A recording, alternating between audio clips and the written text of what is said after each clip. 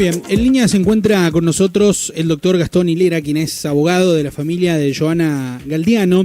Hay novedades del caso de femicidio que tiene que ver con cárcel que se le ha dictado a Juan Carlos Solalinde durante este fin de semana. Doctor, buen día, ¿cómo está? Los saluda Pablo y Emiliano aquí en La Finur. Buen día, chicos, ¿cómo están? ¿Qué tal? Bien, un gusto. Bien. Gracias por atendernos. Bueno, por favor. Las novedades o las más importantes que tal vez surgen del caso tiene que ver con el dictado de prisión preventiva para Solalinde. Así es. El día viernes, la jueza de instrucción número 3, la doctora Urselay, resolvió la situación procesal de Juan Carlos Solalinde, dictándole un procesamiento por homicidio doblemente calificado. Uno de los agravantes fue haber mantenido una relación de pareja y el otro agravante es femicidio con automáticamente prisión preventiva y fue trasladado al servicio penitenciario provincial. Doctor, con respecto a las declaraciones de Solalinde durante, obviamente las autoridades pertinentes, que por lo que pudo trascender, no coincidían un poco con lo que había sido el rastrillaje, con lo que habían sido los peritajes. ¿Cómo está ese contexto puntualmente? Y si desde ese lugar, desde lo que planteó la defensa, se pudo constatar algo. Bueno, es interesante la pregunta, porque junto con la doctora Latini, que llevamos a cabo la representación de la familia de Johanna, desde un primer momento, después de haber estudiado el expediente, nosotros planteamos la hipótesis de que la declaración de Solalinde no condecía con la realidad. ¿Eso qué quiere decir? Él manifestó en su declaración indagatoria de que recuerda que efectuó un solo disparo y no recordaba más nada. A medida que se fueron suscitando las pruebas, con prueba pericial, prueba testimonial, autopsia, pericias de balística, entrecruzamiento de llamadas, etcétera, se determinó que había muchas inconsistencias. Una de ellas, lo más puntual, era primero que el cuerpo de Johanna tenía 5 disparos de bala, todos efectuados a muy corta distancia. Hubo 2 secuencias de disparo, inicialmente fueron 4 disparos, que prácticamente le causaron la muerte casi instantánea, y una segunda secuencia de disparo fue un disparo que recibió en el rostro. Bien. Pero cuando ya yacía en el suelo. Después de esa situación, el cuerpo es trasladado desde la vereda del lugar del hecho hasta dentro de la propiedad. Después hay un cuchillo que fue y está consignado en la resolución de que el cuchillo condecía con los cuchillos que estaban dentro de la propiedad de Solalinde. Es un cuchillo tipo sierra que hay en cualquier vivienda. Ese cuchillo a todas luces fue colocado en la escena con posterioridad.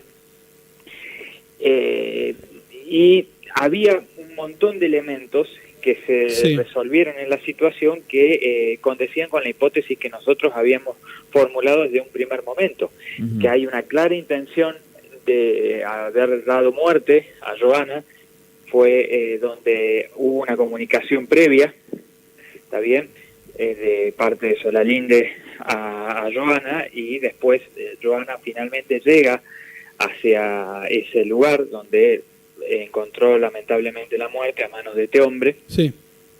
Y también de que había un contexto de violencia de género de parte de Solalinde hacia ella, en la cual se manifestó con una relación que duró 7 años. De esa relación había un niño en común, Ian, que hoy se ha quedado sin su madre. Y dentro de ese contexto de violencia, Johanna fue víctima de todo tipo de hostigamientos, seguimientos, violencia física, verbal, de todo tipo, que, obviamente lo que hacen es configurar el agravante de violencia de género.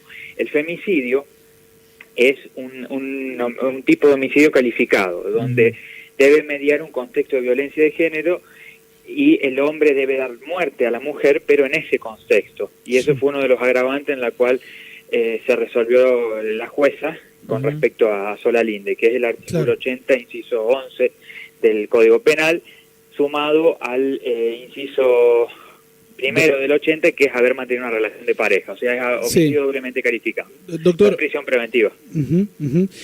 Quiero volver sobre el relato de lo que decía recién, porque está claro hacia dónde va la defensa de Solalinde, digo, que, bueno, incluso, voy a hacer dos preguntas. Uno, decían que había entrado en un estado de shock luego del primer disparo, y luego vemos lo que decía usted recién, ¿no? Lo que ha determinado la autopsia, que además hay un disparo que se da cuando ya el cuerpo yacía en el piso. Y después otra pregunta que le quiero hacer es con respecto a los videos que se han viralizado en los últimos días, en las últimas semanas, que se ha buscado, me parece, como una campaña de tratar de desprestigiar a Joana, o de tratar de poner en un contexto más favorable a Solalinde, que obviamente va a ser siempre injustificado que haya terminado con la vida de ella, ¿no? Sí, como te digo, las pericias de balística determinan de que, a ver, acá estamos hablando del arma homicida, es un arma corta tipo revólver. El revólver tiene un sistema de doble acción, o sea, uno tiene que martillar y después gatillar, o gatillar continuamente, pero debe vencer una fuerza considerable como para que el mecanismo se accione. Las pericias sobre el arma determinaron que el arma, el seguro, todo funcionaba correctamente. Así que no cabe lugar a dudas de que no puede justificarse bajo ningún punto de vista de que no recuerda o que se le escapó. No, o sea, hubo una intención manifiesta de matar, hubo dolo, también hubo intención de causar daño, dar muerte. ¿Qué sucedió? Además, tenemos que hablar de un arma de muy grueso calibre, estamos hablando de un 357 Magnum, es una de las armas más poderosas que se pueden encontrar en el mercado. Sí. Exacto, y además, para que se den una idea, el stopping power, que se le llama, poder de parada de ese calibre, es para animales que superan ampliamente el peso de un hombre, así que imagínense el daño que pueden hacer en un cuerpo humano. Sumado a eso, el poder de retroceso que tiene al ser accionada es importante, o sea, quien lo opere a ese tipo de arma tiene que tener bastante pericia, tiene que haber disparado mucho, hablando en criollo, en criollo, como para poder disparar y acertar los disparos en el objetivo. Y como fue así, o sea, los 5 disparos, o sea, el revólver tiene 6 proyectiles en el tambor. De esos 6 proyectiles se dispararon 5. De esos 5, los 5 impactaron en el cuerpo de Joana. Por eso fueron a muy corta distancia. La primera secuencia de disparo fue entre 1 y 4 metros, y la segunda secuencia de disparo, que es cuando ya yacía en el suelo, porque el ingreso, la trayectoria del proyectil se hizo cuando ella ya estaba yaciendo en el suelo, que fue el tiro en el rostro, pero prácticamente ella ya estaba muerta. Entonces no puede justificarse bajo ningún punto de vista, digamos, que se escapó un tiro, ni nada de eso. Y en segundo lugar, lo que me preguntaste acerca de los videos, la verdad que eso es un hecho lamentable. No sé cuál fue la intención de que esas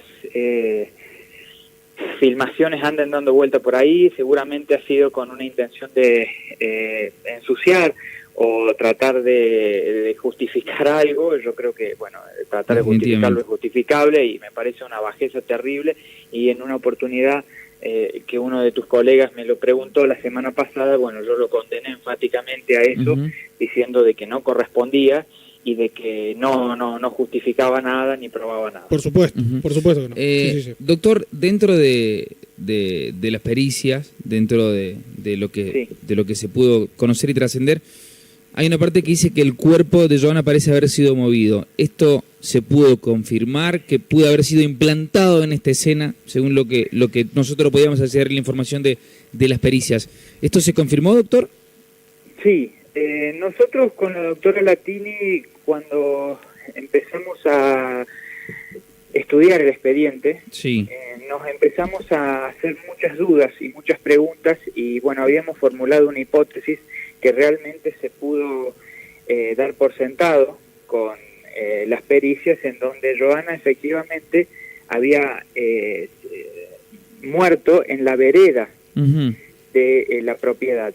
Y después, conforme a unas marcas de arrastre que tenía en su cuerpo, gramilla que tenía entre sus cabellos y entre sus ropas, que era similar a la que existía en la vereda de la propiedad, donde había manchas de sangre, no condecían con la superficie del suelo donde yacía o donde se encontró el cuerpo, que ya era a pocos metros de donde fue el lugar, pero dentro de la propiedad. Entonces eso llevaba a pensar de que ella falleció, fue asesinada en la vereda de esta propiedad de calle Sarmiento, de acá de la ciudad de Villa Mercedes, y fue trasladada, digamos, fue arrastrada hacia el interior de la propiedad. Doctor, pregunto al respecto de cómo va la causa, a su entender, si está cursando normalmente, si los tiempos están siendo los tiempos justos de, bueno, valga la redundancia, de la justicia, ¿no? Y cómo continúa.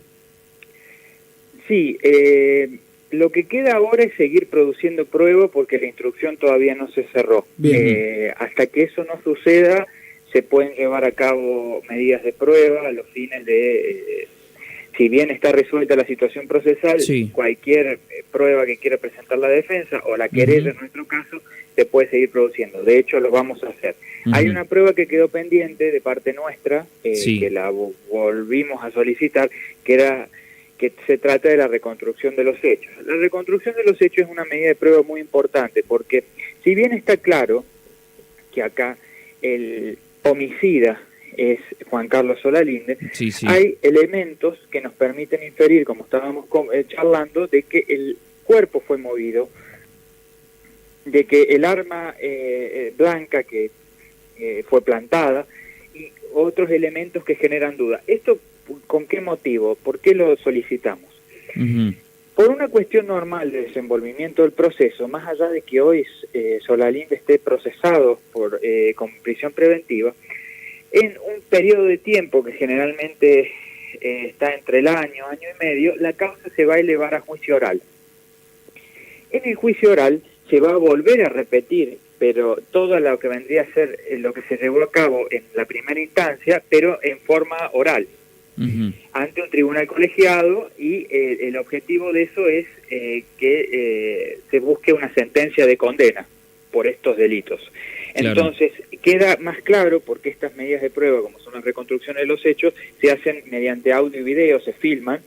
Entonces se hace una reconstrucción tal cual de los hechos, digamos, cómo, en qué posición se encontraba de disparo el victimario, en qué posición estaba la víctima, cómo cae, si fue arrastrada, todo eso, trayectorias de disparo, de balísticas, y queda realmente aclarado y muy gráficamente todo para que no quede lugar a dudas, porque el juicio no se puede llevar a cabo en un año y medio, 2, ¿me entiendes? Doctor, entonces, recuerdo cuando charlamos con la mamá de Joana a través de nuestra corresponsal en Villa Mercedes, ella hacía referencia a que había pruebas y ella conocía momentos donde inclusive Solalinde la hacía seguir a Joana y en más de una oportunidad le habría apuntado con un arma. ¿Esto se ha podido confirmar? Y de ser así me imagino que es parte clave de la investigación, ¿no?